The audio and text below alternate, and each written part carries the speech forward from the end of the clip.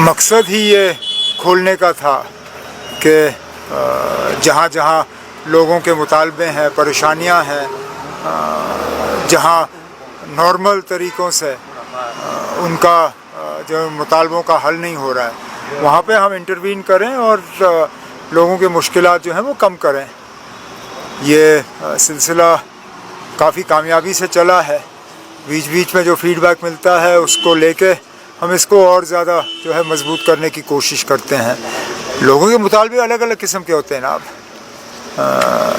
कुछ डेवलपमेंट को लेके, कुछ ट्रांसफ़रों को लेके, कहीं पे उनके सोशल वेलफेयर की स्कीमों के पैसा फंसा हुआ है, कहीं पे बाकी मामले हैं। तो मुख्तलिफ़ किस्म के जो हैं रिप्रेजेंटेशन यहाँ लेके लोग आते हैं। उमर साहब 11 महीने हो रहे हैं, क्या चैलेंजेस रहे? हालांकि ये स्टेट नहीं है, क्या चैलेंजेस रही सर? अब आपके सवाल में ही जवाब है ना। सबसे बड़ा चैलेंज ये है कि ये स्टेट नहीं है ना। हम तो उम्मीद कर रहे थे कि जिस तरह जम्मू कश्मीर के लोगों को एक वादा किया गया था और यहाँ तक कि सुप्रीम कोर्ट को भी ये बात कही गई थी कि ये 3 जो है स्टेप प्रोसेस होगा। पहले डिलिमिटेशन, फिर इलेक्शन, फिर स्टेटहुड। डिलिमिटेशन भी हुआ, इलेक्शन भी हुए, लोगों ने बढ़ चढ़ के इलेक्शन में हिस्सा लिया। अब चलिए, बीजेपी की बदकिस्मती वो जीत नहीं पाए, लेकिन उस बात की सज़ा तो जम्मू कश्मीर के लोगों को दी नहीं जा सकती। कहीं ऐसा लग रहा है कि क्योंकि जम्मू कश्मीर के लोगों ने यहाँ बीजेपी की हुकूमत नहीं बनाई, इसलिए अब जम्मू कश्मीर के लोगों को स्टेटहुड नहीं मिलेगा। ये जम्मू कश्मीर के लोगों के साथ ज़्यादती है ना, क्योंकि कहीं पे भी ये नहीं कहा गया था कि नतीजे बीजेपी के हक़ में हों तब स्टेटहुड मिलेगा। यहाँ बदकिस्मती से अब देखा जा रहा है कि स्टेटहुड और इन चीज़ों की मुखालफत अगर कहीं से हो रही है तो बीजेपी की तरफ से हो रही है। 20% है, शिकारा वाले चेंज कर रहे हैं, हाउस बोट वाले रो रहे हैं। सब रो रहे हैं ना, सब रो रहे हैं।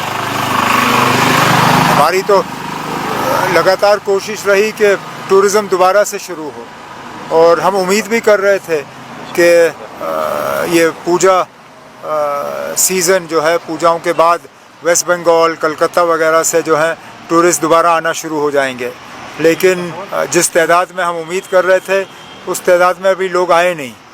अब हमारी कोशिशें तो जारी रहेंगी, देखते हैं क्या होता है। Sir, I love Mohammad controversy बढ़ रहा है बाहर। क्यों? बहुत सारे स्टेट्स में इनको अरेस्ट किया यूथ को। किस लिए?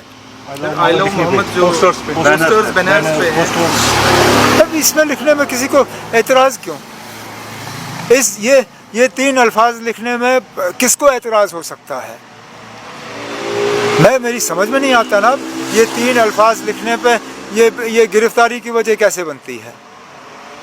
ये अब आप इसका मतलब